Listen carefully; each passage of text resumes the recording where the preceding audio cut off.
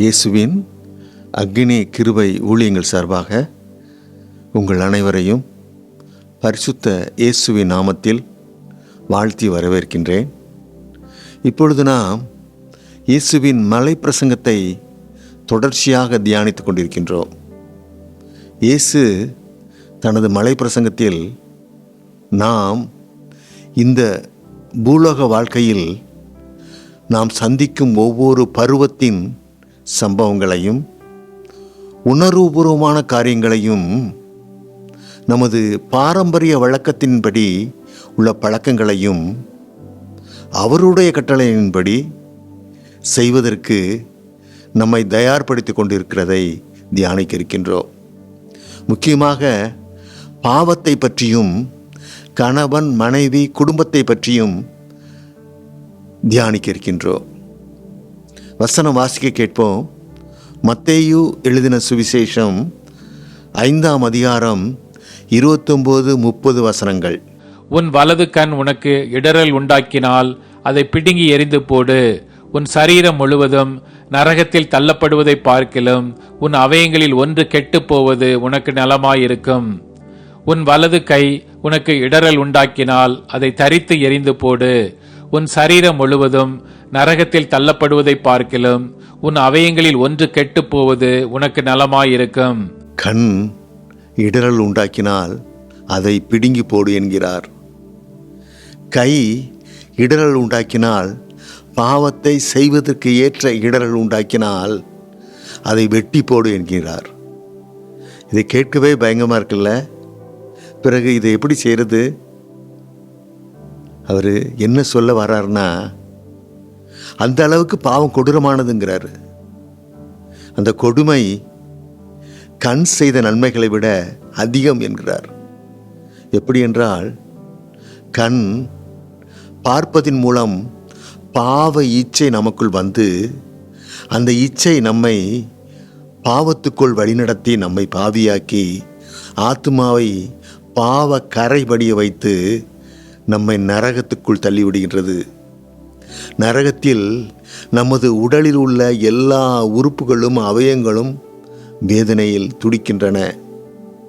கண்ணை மட்டும் பிடுங்கி எறிந்து விட்டால் என்றால் தப்பு பண்ணிலிருந்து கண்தானே, கைதானே. நாம் அதற்கு தண்டனை கொடுத்து விட்டால் நரகம் என்கிற கொடூர தண்டனையிலிருந்து நாம் அதில் இருந்து தப்பித்து கொள்ளலாம். மற்ற உறுப்புகளும் வேதனை இல்லாமல் தப்பித்து கொள்ளும். மாறாக எல்லா உறுப்புகளும் பரலோகத்தில் மகிழ்ச்சியை அனுபவிக்கும். பாவத்திற்கு பரிகாரத்தை பார்க்க போகின்றோம். பாவம் கொடுமையானது. எப்படி என்றால், இதற்கு பரிகாரம் இரத்தம்தான். இரத்தம் உயிர் என்கிறது வேதம். அந்த உயிரான இரத்தம் தான் இந்த பாவத்தை கழுவும், நீக்கும். விபத்தில் ஒருவர் காயமடைந்து விட்டால் இரத்த போக்கு அதிகமாகி மயக்கமாகி விடுகிறார். ஆஸ்பத்திரிக்கு எடுத்து செல்லும் பொழுது டாக்டர் சொல்லுவார், இவருக்கு ரத்தம்லாம் போயிட்டு உடனே ரத்தம் கொடுக்கணும், அப்போ தான் உயிர் பிழைக்க வைக்க முடியும்பார். அப்போது யாராவது அவருக்கு ரத்தம் கொடுத்தாங்கன்னா அந்த கொடுத்த ஆளை அவர் மறக்கவே மாட்டார். ஏன்னா அவருக்கு உயிர் கொடுத்தவர் அவர். இரத்தத்தின் மூலமாக உயிரை கொடுத்தவர் அவர். அதனால் அந்த இரத்தம் கொடுத்த ஆளை, அந்த காயமடைந்த ஆள் மறக்கவே மாட்டார். ஏனென்றால் இரத்தம் விலை மதிக்க முடியாதது. ஆகவே எல்லோராலும் இரத்தத்தை கொடுக்க முடியவில்லை, கொடுக்க மாட்டார்கள். ஆனால் இயேசு நம்ம பாவிகளான நாம் எல்லோருக்கும் நம்முடைய பாவத்தை எல்லாம் கழுவி சுத்திகரிக்க தேவகுமாரனான அவர் மனித குமாரனாக வந்து அவர் இரத்தத்தை எல்லாம் நமக்கு சிந்தினார். சிலுவையில் அவர் பாவத்தை எல்லாம் சுமந்து கொண்டார்.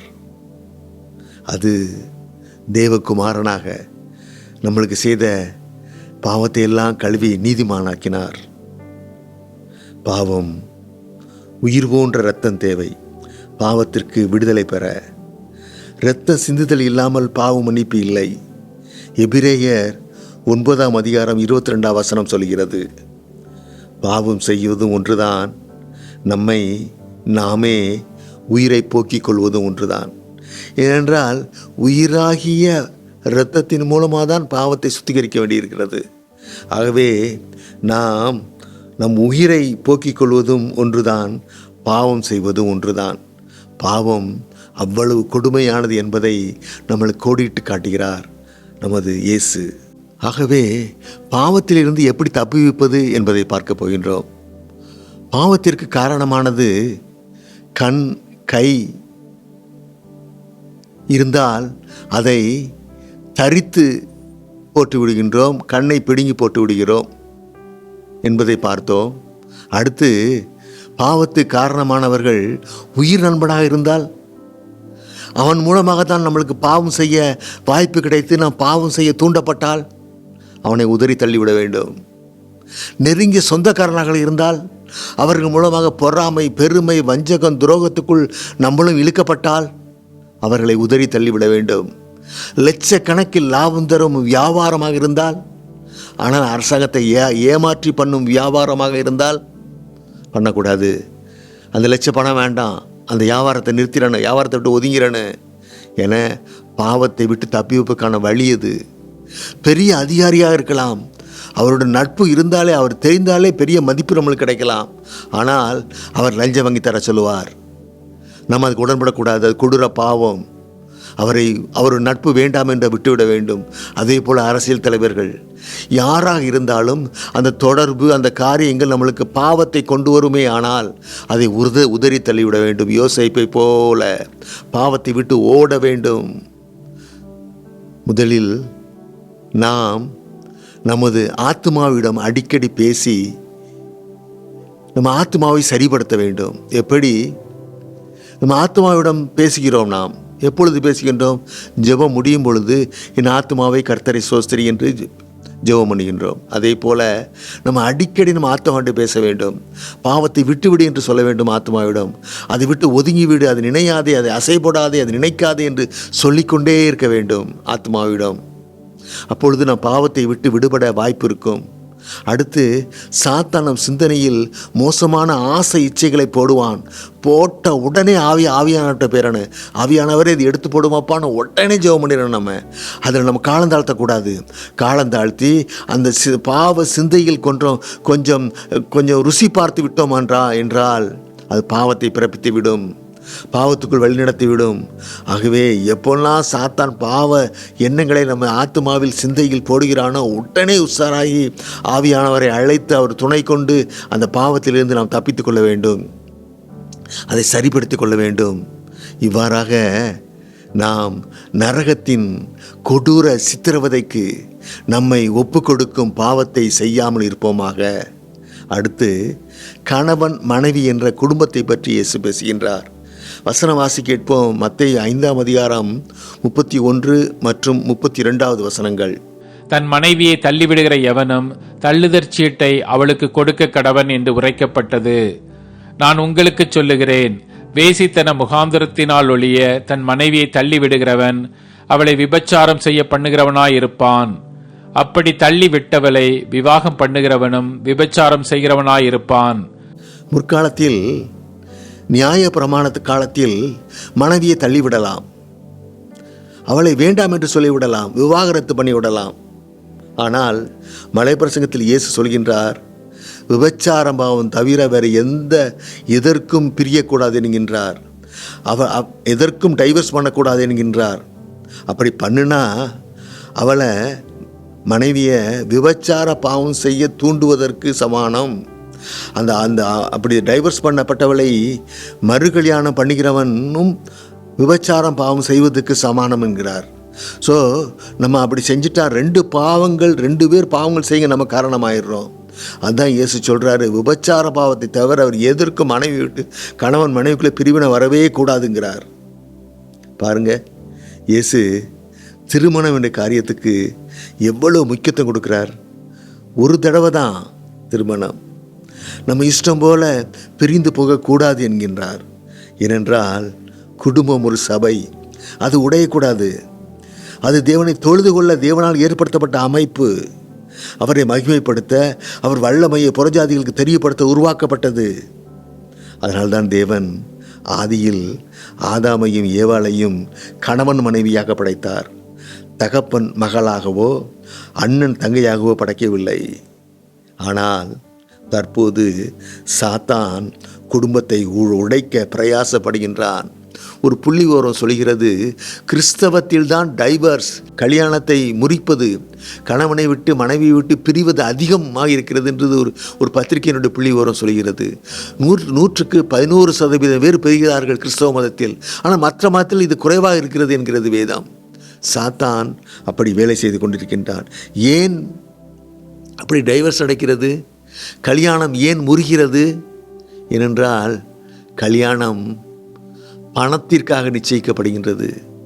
கல்யாணம் வேலைக்காக நிச்சயிக்கப்படுகின்றது. கல்யாணம் செல்வத்துக்காக நிச்சயிக்கப்படுகின்றது. கல்யாணம் அதிகாரத்துக்காக, பவுசுக்காக நிச்சயிக்கப்படுகின்றது. அழகுக்காக நிச்சயிக்கப்படுகின்றது. கல்யாணம் தேவனை முன்னிட்டு அவர் கற்பனையின்படி நடக்கிற மகளா நடக்கிற மகனா என்று பார்த்து கல்யாணம் நிச்சயிக்கப்படவில்லை. ஆகவே தான் டைவர்ஸ் ஆகிறது. ஆகவே இயேசு கணவன் மனைவிக்குள் எந்த பிரச்சனையும் வராமல் வாழ கற்றுத்தருகின்றார் என்றால் முதலே சொல்லிவிட்டார். அவர் இந்த விபச்சார பாவத்தை தவிர பிரியவே கூடாது என்று சொல்லிவிட்டார். ஆகவே கணவனும் மனைவியும் சேர்ந்து வாழ்வது எப்படி என்பதை பார்க்க போகின்றோம். அதற்கு அவருடைய கற்பனைகளை கைக்கொள்ளு என்கிறார்.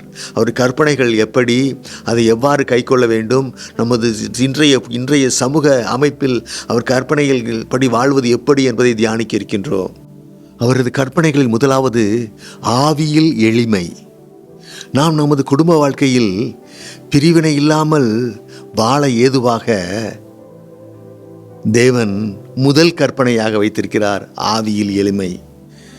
இதை பற்றி மத்தேயு 5:3 சொல்கிறது. கணவன் தான் பணம் பண்ணுகிறோம், பெரிய வேலை பார்க்கிறோம், அதனால் நாம் தான் பெரியவன். மனைவி வீட்டில் சமையல் மட்டுமே செய்கின்றாள், சும்மா இருக்கிறாள், அதனால் அவளை அடிமை என்று நினைக்கக்கூடாது. அவர்கள் மனைவிமார்கள் பல பெண்களுடன் பேசுவார்கள். அதனால் அவர்கள் ஒவ்வொருடைய வாழ்விலும் தோற்று போனதற்கும் வெற்றி பெற்றதற்கும் உள்ள காரணத்தை நன்கு அறிந்து வைத்திருப்பார்கள். ஆகவே அவர்கள் வருங்காலத்திற்கு ஏற்ற ஆலோசனை தருவார்கள் மனைவிமார்கள். நாமோ வெளுத்ததெல்லாம் பால் என்று நினைத்து நம்பிவிடுவோம்.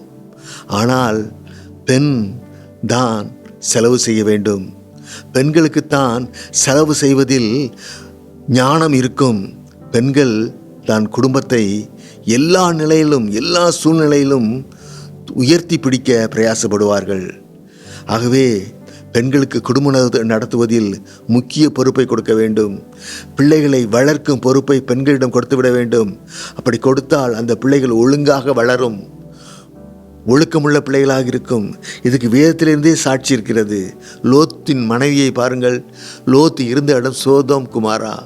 அந்த பட்டணம் நாளைக்கு அழிய போகுது. அவ்வளவு கொடுமை, அவ்வளவு இச்சையான காரியங்கள்.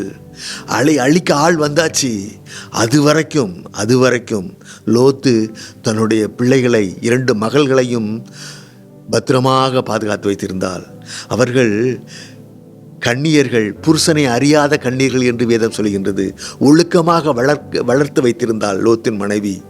ஆனால் லோத்தின் மனைவி உப்புத்தூள் ஆன உடனே அதற்கு பிறகு அந்த பிள்ளைங்க கெட்டு போயிட்டாங்க. அதே போல நோவாவினுடைய குடும்பத்தை பாருங்கள். நோவாவுக்கு உள்ள திட்டம், தேவன் அறிவித்த திட்டம், நோவாவுடைய மனைவி அதை ஒற்றுக்கொள்வது சரி. ஏனென்றால் பேழையை கட்டுகிறார்கள், 100 வருஷமாக பேழையை கட்டுகிறார்கள், தனது வருமானத்தை எல்லாம் போட்டு. அதற்கு மனைவி ஒத்துக்கொண்டால் சரி. ஆனால் மருமகள் ஒத்துக்கொண்டிருக்கிறார்கள், மகன்கள் ஒத்துக்கொண்டிருக்கிறார்கள். இதற்கெல்லாம் காரணம் யாரு? நோவாவினுடைய மனைவி. அவங்களுடைய பேர் குறிப்பிடப்படலை. ஆனால் மருமகளையும் இந்த சத்தியத்துக்குள் இந்த காரியத்துக்குள் உட்பட வைத்திருக்கிறார்கள், அந்த நோவாவும் அவர் மனைவியும். அப்படி பிள்ளைகளை ஒழுக்கமாக வளர்ப்பதில் முக்கிய பங்கு வகிக்கிறவர்கள் மனைவிமார்கள். எல்லா பொறுப்பும் மனைவியிடம் வந்துவிட்டதால் தான் பெரியவன் என்று மனைவிமார்கள் நினைத்துவிடக்கூடாது. ஒருவருக்கு ஒருவர் ஆவியில் எளிமையுள்ளவராக, உயர்ந்தவர், அடிமை என்ற ஏற்றத்தாழ்வு காட்டாமல் வாழ்ந்தால் அதை பார்த்து நமது பிள்ளைகளும் மகிழ்ச்சியான வாழ்க்கையை பெற்றுக்கொள்ள வாய்ப்பு ஏற்படும். வீடு என்பது சபை. இதற்கு ஆசாரியன் யார்? நாம் தான். சபைக்கு ஆத்துமாக்கள் யார்? நமது பிள்ளைகள் தான். அவர்களை நல்வழிப்படுத்த தேவன் கொடுத்த அமைப்பு தான் குடும்பம். நமது முக்கிய கடமை பிள்ளைகளின் ஒழுக்கம்தான். இயேசுவை அறிகிற அறிவில் பிள்ளைகளை வளர்ப்பது தான். படிப்பு, சொத்து எல்லாம் காப்பாற்றும். ஆனால் எப்போதும் காப்பாற்று என்று சொல்ல முடியாது. ஆனால் இயேசு எப்போதும் காப்பாற்றுவார். இயேசுவிடம் உள்ள உண்மை, உத்தமம், நேர்மை, அறிவு, ஞானம், மன்னிக்கிற இருதயம், விட்டு கொடுக்கிற இருதயம், இதெல்லாம் அவனை தூக்கி நிலைநிறுத்திடும். இந்த உலகத்தில் அவனை பெரியவனாக்கிறோம். படிப்பு அவனை கைவிட்டலாம், சொத்து இல்லாமல் போயிடலாம். ஆனால் இயேசு ஒருத்தரை மட்டும் கொடுத்தா போதும், அவன் இந்த உலகத்தில் நின்றுவான், தலை நிமிர்ந்து நின்றுவான். அவன் நல்லா வாழ்ந்துருவான் உலகத்தில். இந்த இயேசுனுடைய கட்டளையிலும் கற்பனையிலும் அவனை வாழ வைத்து விடும். இதற்காகத்தான் நாம் பெற்றோராக இருக்கின்றோம். இதுதான் நம்முடைய முக்கிய முதற் கடமை. நாம் கணவன் மனைவி இருவரும் ஆவியில் எளிமையுள்ளவராக, நமது பிள்ளைகளும் நம்மை பார்த்து இதை பின்பற்ற ஏதுவாக கர்த்தர் நமக்கு இந்த இவளை சொல்லிக் கொடுத்து கொண்டிருக்கின்றார். அடுத்த கற்பனை சாந்த குணம். இதை பற்றி மத்தேயு 5:5 உள்ளது. இது விலை மதிக்க முடியாதது. இந்த குணத்தை நாம் பெற்றுக்கொள்ள தேவ கிருபை வேண்டும். இதற்கு ஜெபம் பண்ண வேண்டும்.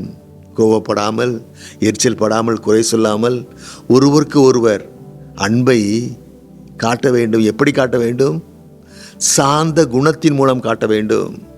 இது ஒரு உன்னத ஊழியம். சாந்த குணத்தை பிறர் அறிய வெளிக்காட்டுவது ஒரு உன்னத ஊழியம். நம்மை பார்த்து நமது பிள்ளைகளும் சாந்த குணத்தை கற்றுக்கொள்வார்கள். பிள்ளைகளும் இப்படி சாந்த குணத்துடன் வாழ்க்கை நடத்துவார்கள். நம்ம பிள்ளைகளின் குடும்பம் சரியில்லாவிட்டால் அதற்கு யார் காரணம்? நாம் தான் காரணம். நாம் சாந்த குணத்துடன் நடந்தால் பிள்ளைகள் சாந்த குணத்துடன் ஆகிறார்கள், சாந்த குணத்துடன் வாழ்க்கை நடத்துவார்கள்.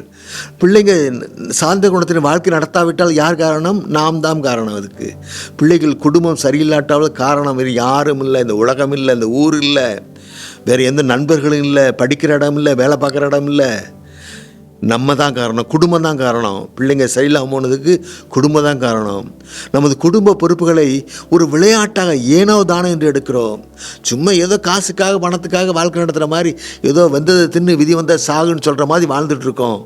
இல்லை, நமது குடும்பம் நமது பிள்ளைகளுக்கு வாழ கற்றுக் கொடுக்கும் ஒரு பயிற்சி கூடம், ஒரு பள்ளிக்கூடம், ஒரு கல்லூரி. நம்ம பிள்ளைங்க எப்படி வாழ்கிறாங்க, எப்படி வாழ கற்றுக்கிறாங்க, எப்படி வாழணுங்கிறத கற்றுக் கொடுக்குற இடம் தான் குடும்பம்.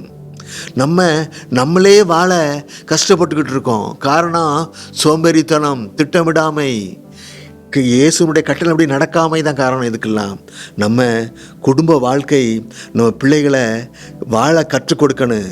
இதை ஒவ்வொரு நிமிஷம் நினைத்து நாம் வாழணும். நமது பிள்ளைகளின் வாழ்க்கையை நினைத்து சாந்த குணத்துடன் நாம் வாழ வேண்டும். அப்படி வாழ்ந்தால் குடும்பத்தில் பிரிவினை இருக்காது. அடுத்து நீதியின் மேல் பசிதாகம். இதை பற்றி மத்தேயு 5:6 சொல்கிறது. குடும்பத்தில் கணவன் மனைவிக்குள் என்ன நீதி என்று யோசிக்கலாம். அதை பற்றி தான் நாம் பார்க்க போகின்றோம். மனைவி தனது குடும்பத்தினரை கவனிப்பது போல கணவன் குடும்பத்தினையும் கவனிக்க வேண்டும். இந்த பிரமாணம் கணவனுக்கும் பொருந்தும். இது குடும்ப மகிழ்ச்சிக்கு மிக மிக அடிப்படையான காரணம். இல்லாவிட்டால் இப்படி செய்யாவிட்டால் குடும்பத்தில் பிரச்சனைகள் தோன்றிக்கொண்டே இருக்கும். சண்டை, குடும்பமே ஒரு ஒரு ஒரு சண்டை போடுற இடமாக மாறிவிடும். அப்படி மாறாமல் இருக்கணும்னா இந்த பிரமாணங்களை கணவனும் மனைவியும் கண்டிப்பாக கை கொள்ள வேண்டும். அடுத்து இதை போல் வீட்டை சுற்றி இருக்கிற பணக்காரங்க ஏழைங்க யாரிடையும் ஒரே விதமாக பழகணும். பணக்காரன்ட்ட ஒரு விதமாக, ஏழைகிட்ட ஒரு விதமாக பழகக்கூடாது. இயேசு அப்படி பழக சொல்லலை. நம்ம இயேசுவின் பிள்ளைகளை என்று மற்றவங்களை புரிஞ்சிக்க முடியாது. அப்படி பழகுனா நம்ம எந்த அளவு எப்படி நம்ம ஏழைகளை ட்ரீட் பண்ணுறோமோ அதே மாதிரி தான் பணக்காரனை ட்ரீட் பண்ணணும். பணத்துக்காக மதிப்பு கொடுக்கக்கூடாது. ஏழையாக இருக்கணுக்கு அவனை அவமதிக்கக்கூடாது. அதே போல் அரசாங்கத்துக்கு உண்மையாக இருக்கணும். அரசாங்கம் கொடுக்குற புள்ளி விவரங்கள் சரியான புள்ளி விவரங்கள் கொடுக்கணும். அரசாங்கத்துடைய நன்மைகளை பெற, அரசாங்கத்துடைய திட்டத்தை பெறும் பொழுது அதுக்கு நம்ம தகுந்த எலிஜிபிளாக இருக்கணும். அது பொய் சொல்லி திட்டத்தினுடைய பலனை நம்ம வாங்கிடக்கூடாது. அது நீதி இல்லாத தன்மை. வேலையில் கொடுக்குற சம்பளத்துக்கு ஏற்ற வேர்வையை சிந்திரனு. எவ்வளோ சம்பளம் வாங்குகிறோமோ அதுக்கு ஏற்ற வேர்வை சிந்தப்படணும் வேலையில். அடுத்து தாய் தந்தை, மாமா மாமியார், மருமகன் மருமகள், மகன் மகள், இந்த எல்லாம் ஒரு பொறுப்புகள், எல்லாம் ஒரு பதவி. இந்த பொறுப்புகளை வைத்து கொண்டவர்கள் அந்த குடும்பத்துக்கு புகழ் சேர்க்க வேண்டும், அந்த குடும்பத்துக்கு மதிப்பு சேர்க்க வேண்டும். இந்த பதவிகளை மருமகளுக்கும் மாமியாருக்கும் ஒரே சண்டை, தகப்பனுக்கும் மகனுக்கும் ஒரே சண்டைன்னு சொல்லிடக்கூடாது. மகா அவள் இஷ்டப்படி போயிட்டா, கல்யாணம் பண்ணிட்டு போயிட்டா, பெற்றோர்களை மதிக்காமல் போயிட்டா அப்படின்னு சொல்லிடக்கூடாது. நம்மளுடைய திட்டங்கள், நம்முடைய காரியங்கள், நம்மளுடைய செயல்கள் எல்லாமே நம்ம குடும்பம், நம்ம பாரம்பரியத்துக்கு, நம்ம குடும்ப புகழுக்கு களங்கம் விளைவிக்கக்கூடாது. குடும்பத்தை உயர்த்த வேண்டும். இது நீதி. இதே போல் இந்திய பிரஜையாக நம்ம நீதியை செய்யணும். பிற பிரஜைகள் நம்மை பார்த்து ஆச்சரியப்படுற அளவுக்கு நம்ம இந்திய தேசத்துக்கு உண்மையுள்ளவராக இருக்க வேண்டும். அடுத்து விசுவாசிங்கிற அளவுக்கு ஏற்ற மாதிரி தான் இருக்கு. தேவையில்லாத விஷயத்தில் தலையிடக்கூடாது. நம்மளை போல பிற விசுவாசியை உதவி பண்ணணும், முடிந்தால் உதவி பண்ணணும். மற்றபடி போதகர் என்ன சொல்கிறாரோ அதைப்படி கேட்டு நடக்கிறது தான் விசுவாசனுடைய கடமை. இப்படியாக நாம் நீதி உள்ளபடி வாழ வேண்டும். இப்படி நீதி உள்ளபடி வாழ்ந்தால் இந்த பூமியில் மட்டும் சமாதானம் இல்லை, நம்மளுக்கு நித்திய ஜீவனம் நம்மளுக்கு கிடைக்கும். தேவன் நம்மளுக்கு தருவார். அடுத்த கற்பனை இரக்கம். இதை பற்றி மத்தேயு 5ஆம் அதிகாரம் 7ஆவது வசனம் சொல்கிறது, ஒவ்வொருவரும் படுகிற பாடுகள் பிரச்சனைகளை பார்க்க முடியாத சூழ்நிலை இருக்குது. அவ்வளோ பிரச்சனை இருக்காங்க. ஒவ்வொருத்தரும் படுற பிரச்சனையை நம்மளால் பார்க்கவே முடியல. அவர்களுக்கு இறக்கப்படணும். அவங்கள பார்த்து கண்ணை மூடிடக்கூடாது, முகத்தை திருப்பிடக்கூடாது, அவங்கள விட்டு ஒதுங்கி ஓடிடக்கூடாது. அவங்களுக்கு இறக்கப்படணும். நம்ம பிறருடைய வறுமையான சூழ்நிலை பார்த்து அசிங்கப்படக்கூடாது. சில வீட்டுக்கு போவோம், அவங்க வீட்டில் இருக்க சூழ்நிலை பார்த்து அசிங்கமாக இருக்கும். அவங்க வீட்டில் தண்ணி குடிக்க கூட அசிங்கமாக இருக்கும். தண்ணி வாங்கி குடிக்கணும். நம்ம இயேசுடைய பிள்ளை நாங்கள் நிரூபிக்கணும். தண்ணி வாங்கி அவங்க வீட்டில் குடிக்கணும். அவர்களை விட்டு ஓடி விடக்கூடாது. முடிந்த அளவுக்கு அவங்க உதவி செய்யணும். பார்க்க முடியாத அளவுக்கு அவங்க உயிருடன் இருக்கணுமா அப்படிங்கிற முடியாத அளவுக்கு அவங்களுக்கு பிரச்சனைகள் இருக்கும், வறுமை இருக்கும், அவங்க படுற வேதனை அப்படி இருக்கும், அவங்க வீட்டு சூழ்நிலை அப்படி இருக்கும். ஆனால் அவங்கள பற்றி நம்ம இறக்க தான் படணும். சில குடும்பம் இருக்கும், வீடே உழைப்பாங்க, எல்லாரும் வேலைக்கு போவாங்க, அப்போ தான் சாப்பிட முடியும் அவங்க வீட்டில். ஏன்னா யாருக்கும் அதிக சம்பளம் கிடையாது, எல்லாரும் கூலி வேலை பார்த்துட்டு இருப்பாங்க. அப்படி குடும்பம் இருக்கும். இன்னொரு குடும்பம் இருக்கும், நோய் நொடியில் சிக்கி கடனை வாங்கி கஷ்டப்படுவாங்க. இன்னொரு குடும்பம் இருக்கும், பிள்ளைகளால் கண்ணீர் கவலை, போலீஸ் கேஸுன்னு துன்பப்படுவாங்க. அப்படி குடும்பங்களாக அவங்கள பார்த்து நம்ம ஆறுதலாக இருக்கணும், அவங்களுக்கு இறக்கப்படணும், அவங்கள்ட்ட அன்பான வார்த்தையில் நம்ம பேசணும். நம்ம சில குரூப் இருக்கும், ஒரு சில குரூப்பான குடும்பங்கள் இருக்கும், உழைக்க மாட்டாங்க, சோம்பேறித்தனமாக இருப்பாங்க. ஆனால் பெருமைக்காக கடனை வாங்கி காரியங்கள் செய்வாங்க, கடனை வாங்கி வாழ்வாங்க, கடனை வாங்கி டூர்லாம் போவாங்க. அவங்க கடைசியில் கடனை அடைக்க முடியாமல் கஷ்டப்பட்டு இருப்பாங்க. அவங்களுக்காக நம்ம இறக்க தான் படணும். இப்படி அறியாமல் புரியாமல் கஷ்டத்தில் சிக்கி கொண்டவர்களுக்கு நாம் ஜெபம் பண்ண வேண்டும். இதுதான் இரக்கம். இவர்கள் சத்தியத்தை அறிய ஜெபம் பண்ண வேண்டும். சத்தியம்தான் இவர்களை விடுதலையாக்கும். எது சத்தியம்? இயேசுவின் கட்டளைப்படி வாழ்வதுதான் சத்தியம். அதுதான் இரட்சிப்பு, அதுதான் விடுதலை, அதுதான் நிம்மதி, அதுதான் சுகம், அதுதான் சமாதானம். இப்படியாக எப்போதும் கஷ்டப்படுகிற எல்லோருக்காகவும் இறக்கப்பட வேண்டும். ஆனால் உலகம் இவர்களை பார்த்து என்ன சொல்லணும்? அவங்க போட்ட ஆட்டம், அவங்க திமிரு ஆணவம் நல்ல படட்டும், நல்ல கஷ்டப்படட்டும், ஆண்டவனாக தண்டனை கொடுத்துட்டு நல்லா அனுபவிக்கட்டும்னு சொல்லும். ஆனால் நம்ம அப்படி சொல்லக்கூடாது. இப்படிப்பட்ட ஆறுதலாக இருக்கணும், தேற்றணும். இயேசுவின் இரக்கத்தை இவர்களுக்கு புரிய வைக்கணும். என்றால் இயேசு பாவிகளை ரட்சிக்கவே உலகத்திற்கு வந்தார். இயேசு யார் என்று இவர்களுக்கு தெரியப்படுத்தணும். அவர்கள் இருந்த ஆசீர்வாதத்தை எப்படி பெற்றுக்கொள்ளலாம் என்பதை அவங்க விளங்க வைக்கணும். முதலில் எது ஆசீர்வாதம் என்பதை அவங்களுக்கு புரிய வைக்க வேண்டும். அதை பெற நாம் என்ன செய்ய வேண்டும் என்று சொல்லிக் கொடுக்க வேண்டும். உலக தேவைக்கான பணம் நம் கையின் பிரயாசத்தில் தான் உள்ளது என்ற உண்மையை விளங்க வைக்க வேண்டும். பணம் யாரும் தரமாட்டாங்க. பணத்தை சம்பாத்தியம் நம்ம கை தான், நம்ம கையினுடைய பிரயாசத்தினால்தான் பணம் வருங்கிறத அவங்களுக்கு விளங்க வைக்க வேண்டும். உலக மேன்மை புகழ் ஒரு காசுக்கும் பிரயோஜனப்படாது, அது அழியக்கூடாது என்பதை நாம் நிரூபித்து சாட்சியாக வாழ வேண்டும். அவர்களுக்கு நித்திய ஜீவனை பெற்றுக்கொள்ள இந்த உலக காரியம் நமக்கு வைக்கப்படும் பரீட்சை என்று அவருக்கு சொல்ல வேண்டும். இந்த உலகத்தில் வர பிரச்சனைகள்லாம் பரீட்சை என்று அவர்களுக்கு சொல்ல வேண்டும். இதில் பாஸ் பண்ண அவர் கட்டளைப்படி நடக்க வேண்டும். அவர் கட்டளைப்படி நடக்கிறோமாங்கிற பார்க்கறதுக்காக தான் வைக்கப்படுற சோதனை பரீட்சைகள்லாங்கிறத அவங்களுக்கு எடுத்து சொல்ல வேண்டும். அப்போதுதான் நாம் அவருடன் நித்தியமாக வாழ முடியும் என்று சொல்ல வேண்டும். இறுதியாக இதயத்தில் சுத்தம். இதை பற்றி மத்தேயு 5:8 சொல்கின்றது, இதயத்தில் சுத்தம். நம்ம இதயம் சுத்தமாக இருக்கா தெரியாது, ஆனால் இதயத்தில் எத்தனை அடைப்பு இருக்குங்கிறத நம்ம டாக்டர்கிட்ட போய் தெரிஞ்சுக்கிறோம். நாம் தேவனை தரிசிக்கிறோமா? இப்போ ஒரு பரீட்சை. நம்ம தேவனை தரிசிக்கிறோமா? நம்ம இதயம் சுத்தமாக இருக்காங்கிறதுக்கு ஒரு பரீட்சை. பெருமை நம்மகிட்ட இருக்கா? இருந்தால் நான் பரீட்சையில் ஃபெயில் ஆகிட்டோம். இந்த குணம் தான் சாத்தானை உண்டாக்கியது. இந்த குணம் இருந்தால் நாமும் சாத்தானாக மாறிடுவோம். இது சரி செய்ய என்ன செய்யணும்? நாம் நம்மை வலிய தாழ்த்த வேண்டும். இயேசுவால் மட்டுமே இதுக்கு உதவி செய்ய முடியும். அடுத்து பொறாமை, குறை சொல்லுதல், கோட் சொல்லுதல். இந்த குணம் இருந்தால் நம்ம ஃபெயில் ஆகிட்டோம். நம்ம இதயம் சுத்தமாக இல்லைன்னு அர்த்தம். பிறருடைய உயர்வை பிடிக்காமல், பிறர் பெரிய ஆள் ஆகிறாங்கிறது நம்ம பிடிக்காத நம்மளுடைய மனம் அவர்களை தாழ்த்தி முயற்சிக்கு பண்ணுது. அவங்கள தாழ்த்தணும்னு ஆசைப்படுது. அதுக்கு அவங்கள பற்றி குறை சொல்லுது. பொறாமை தான் காரணம் எல்லாத்துக்கும். இப்படி நம்ம பண்ணிட்டு இருந்தோம்னா நம்ம தனிமைப்படுத்தப்பட்டு விடுவோம். நம்மகிட்ட யாரும் பேச மாட்டாங்க, நம்ம ஒதுக்கி வச்சுருவாங்க நம்மளை. இதை சரி செய்யணும்னா நாம் நம்மை பற்றியும் இயேசுவை பற்றியும் மட்டுமே யோசிக்கணும். வேறு யாரை பற்றியும் யோசிக்கக்கூடாது.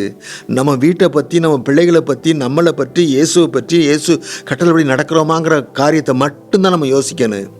தவிர பிறரை பற்றி பேசவோ யோசிக்கவோ கூடாது. இதற்கு நாம் ஜெபம் பண்ணணும்.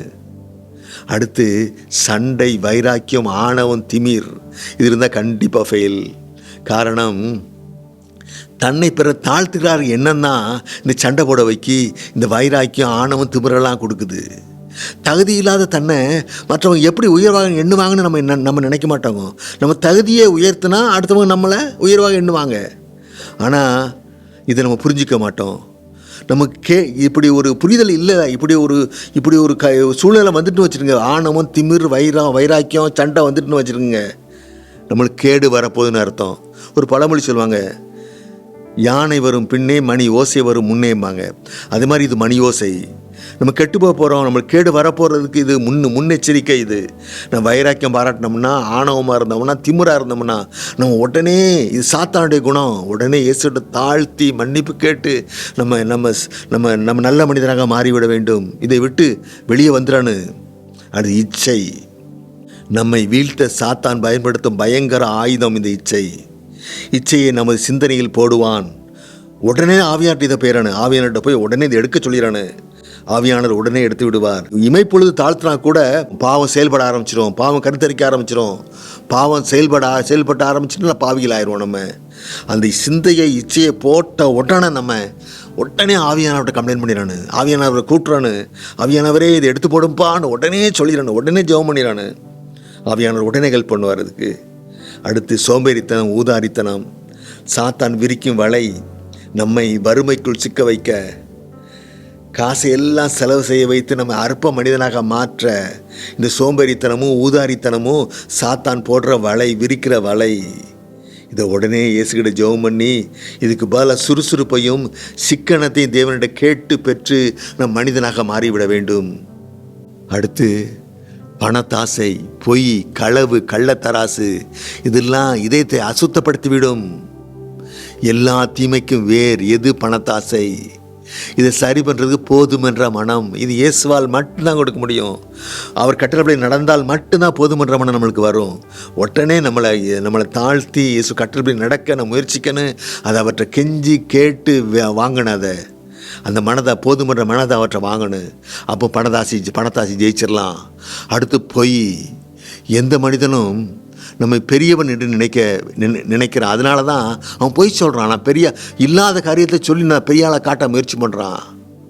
நம்ம அர்ப்பணம் எல்லாருமே, நம்ம போய் சொல்லணும்னு அவசியமே இல்லை. நம்ம எல்லாரும் ஒன்று கஷ்டம்னு நினைக்கட்டும், அர்ப்பணாக நினைக்கட்டும், ஒன்றுக்கு பிரயோஜனப்படாதவனாக நம்ம நினைக்கட்டும். அப்படி நினைக்க நம்மளுக்கு நல்லது. நம்ம கூட தேவன் நம்ம கூட வருவார். நம்ம நித்திய ஜீவனுக்கு தகுதி பெறணும்னா இதுதான் குவாலிஃபிகேஷன். நம்மளை எல்லாரும் அற்பமாக நினைக்கணும், நம்மளை ஒன்றுக்கு புரோஜனம் இல்லாதவனாக நினைக்கணும், ஒரு காசு புரோஜனம் மாட்டான்னு நினைக்கணும். அப்படியெல்லாம் நினைக்கிற மாதிரி நம்ம யார் எந்த புகழுக்கும் எந்த பெயருக்கும் ஆசைப்படாமல் இந்த பூமியில் வாழ்ந்துட்டோம்னா, இந்த பூமியை அழியக்கூடிய உலகம்னு நம்ம நம்பிட்டோம்னா, அப்போதான் நம்மளுக்கு நித்திய ஜீவன் உண்டு. அதனால் நம்ம அதை பொய் சொல்லாமல் இருக்கணும்னா நம்ம பெரிய ஆள் நம்ம நினைக்கவே கூடாது. நம்ம சின்ன ஆளாகவே இருந்துட்டு போவோம். நம்ம அதை பற்றி ஒரு பிரச்சனையுமே இல்லை, யாரும் என்னவும் சொல்லட்டும் அப்படின்னு நம்ம இருந்துட்டோம்னா அந்த பொய்யிலேருந்து நம்ம தப்பிடலாம். அடுத்து களவு, கள்ளத்தராசு ஒரு இழிவான குணம். இது நம்ம கீழ்த்தரமாக கீழான மனிதனாக மாற்றிவிடும். நம்ம ஒரு மனித பிறவியாக இந்த பூமியில் வாழ முடியாத சூழ்நிலை வந்துடும். அதனால் இதை ஒட்டனே விட்டுறானே, இது உள்ள களவு ஒட்டனே இயேசுவோட கெஞ்சி கேட்டு அந்த குணத்திலிருந்து ஒன்றில் விடுதலை வாங்கிடணும் நம்ம. அடுத்து விக்கிரக ஆராதனை. இது அசுத்தத்துக்கான காரணங்களில் விக்கிரக ஆராதனையும் ஒரு முக்கியமான காரணம் வகிக்குது. இயேசு நம்ம ஒரு திட்டத்தோடு படைத்திருக்கிறார், அதை செயல்படுத்த முயற்சிக்கிறார். இந்த உலக காரியம் அவர் எதிர்பார்க்கும் தகுதி நம்மிடம் உள்ளதா என்று சோதிக்கும் பரீட்சை. ஆனால் நாமோ இந்த பூமியில் தோல்வியடைய ஏதுவான உலக ஆசை, இச்சை, பெருமைக்கான பொருட்களை புரிதல் இல்லாமல் அவரிடமே கேட்கின்றோம். இயேசு பணம் தாரும் என்று கேட்கின்றோம். இயேசு பணம் தருவார், ஆனால் எப்போதும் தந்து கொண்டிருக்க மாட்டார். நயங்காட்டி அழைப்பார், ஆனால் எப்போதும் நயங்காட்டி அழைத்து கொண்டிருக்க மாட்டார். எல்லாருக்கும் 5 அப்பத்தை பிட்டு 5000 பேருக்கும் கொடுத்தார். மறுநாள் எல்லாரும் ஓடி வர்றாங்க. அப்போ அவங்ககிட்ட சொல்லிட்டார், நீங்கள் அப்பத்துக்காக வர்ற ஆள் போங்கன்ட்டார் அவங்ககிட்ட. ஆனால் பணம் சம்பாத்தியம் பண்ணதுக்கான சக்தியை கொடுப்பார், உழைப்பை கொடுப்பார், ஞானத்தை கொடுப்பார், எப்போதும் இதை கொடுப்பார். ஆனால் அவர்கிட்ட கேட்கணும், அதை கேட்டு பெற்றுக்கொள்ள வேண்டும். இப்படி உலக தேவைகளை எல்லாம் தருவார், ஆனால் அதற்கான உழைப்பு, வியர்வையை கொடுக்க வேண்டும். சும்மா தரமாட்டார் அவர் நீதியுள்ள நியாயாதிபதி. உழைக்கிறவனுக்கும் சும்மா இருக்கவனுக்கும் வித்தியாசத்தை காட்டணும். அவர் நீதி உள்ளவர். அதனால் நம்ம வியர்வை சிந்தி உழைச்சாதான் எல்லாம் கிடைக்கும். இந்த உழைப்பையும் வியர்வையும் கொடுக்கும் கிருபையை கேட்கணும். அவற்றை உழைக்க சக்தியை, மனதை கேட்கணும். அதுக்கு ஒரு மனம் வேணும்ல, அந்த மனதை அவற்றை கேட்கணும். இதுதான் இயேசுவை உயிருள்ள தெய்வமாக வணங்கும் முறை. அடுத்து தேவனை தரிசிப்போம். எப்பொழுது? இந்த அசுத்தம் இல்லாமல் இதையும் சுத்தமாக இருந்தால். எவ்வாறு தேவனை தரிசிப்போம்? நாம் சமாதானமாக இருந்தால் தேவனை தரிசிக்கிறோம் என்று அர்த்தம். நாம் மகிழ்ச்சியாக இருந்தால் தேவன் நம்மோடு இருக்கிறார் என்று அர்த்தம். நம்ம ஆரோக்கியமாக இருந்தால் தேவன் நம்ம அருகில் இருக்கிறார் என்று அர்த்தம். நாம் நிம்மதியாக இருந்தால் நம் தேவனை பிடித்து கொண்டிருக்கிறோம் என்று அர்த்தம். போதும் என்ற மனத்தோடு இருந்தால் தேவன் நம்ம கூட நிரந்தரமாக தங்கியிருக்கிறார் என்று அர்த்தம். இப்படிலாம் உணர்ந்தால், இப்படி நம் மகிழ்ச்சியாக இருந்தால், இப்படி குணங்கள் நம்மோட இருந்தால் தேவன் நம்ம கூட இருக்கிறார், நம்ம இதயம் சுத்தமாக இருக்கிறதுன்னு அர்த்தம். நம்ம குடும்பத்துக்குள்ளே பிரிவினை வராது, நம்ம பாவம் செய்யாமல் இருப்போம். எப்போ இயேசு நம்ம கூட இருந்தால், அவர் கட்டளைப்படி நடந்தால். அதுதான் அவர் மலை பிரசங்கத்தை சொல்லிட்டு இருக்கிறார். கண்களை மூடுவோம். பரலோக பிதாவே, நாங்கள் கேட்ட இந்த வசனங்களை இதயத்தில் தங்கட்டும்பா. இது அற்ப வார்த்தைகளாக நாங்கள் நினச்சிடக்கூடாதுப்பா. இது எங்களுக்கு ஜீவன் என்று நாங்கள் நினைக்கணும்பா. இதை வாழ்க்கையில் கடைபிடிக்கணும் நாங்கள் தீர்மானிக்கணும்பா. இயேசுவே, அதை கடைபிடிக்க உங்களுடைய ஜெபம் பண்ண கிருபையை தாரும்பா. எங்களுக்கு இதன் வாழ்க்கையில் பிடித்துக்கொள்ள வேண்டும்பா. இதன்படி தான் நாங்கள் வாழ வேண்டும்பா. இனிமே இது மாதிரி அசுத்தங்கள் இதயத்தில் வந்துடக்கூடாதுப்பா. இயேசுவே, என் குடும்பத்தில் எந்த பிரச்சனையும் வந்துடக்கூடாதுப்பா. நாங்கள் ஞானமாக, விவேகமாக, அறிவுடன் வாழணும்பா. இந்த மலை பிரசங்கத்தின் மூலமாக இந்த வாழ்க்கை மாறினது என்ற சாட்சி உள்ள இந்த சாட்சி சொல்கிற ஏதுவாக எங்கள் வாழ்க்கையை மாற்றி அமைத்து விடுவோமப்பா. அப்படி மாற்றி அமைக்க உங்களுடைய ஜெபம் பண்ண கிருபை தாருவோமப்பா. உங்கள் கட்டளைப்படியெல்லாம் நாங்கள் நடக்க எங்கள் இதயம் சுத்தமாக வைத்துக்கொள்ள எங்களுடைய இரக்கம் பாராட்டும் பிதாவே. இயேசுவின் நாமத்தில் ஜெபம் நல்ல பிதாவே, ஆமேன்.